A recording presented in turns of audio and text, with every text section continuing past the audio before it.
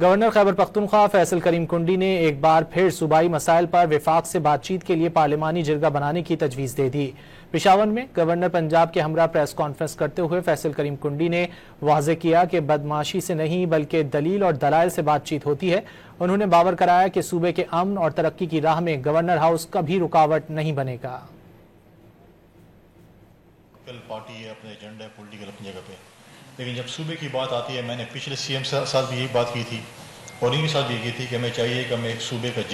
پارلیمانی جرگہ بنائیں، ہم وفاق کے ساتھ جائیں، وفاق سے بات چیت کریں۔ ہم نے دلیل اور دلائل کے ساتھ بات کر کے اپنے حقوق لینے ہیں۔ ہم نے کسی بھی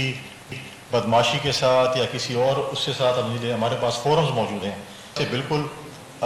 دروازے کھلے ہیں۔ صوبائی حکومت کو چاہیے کہ ہم اپنا ایک مقدمہ بنائیں، وفاق کے پاس جائیں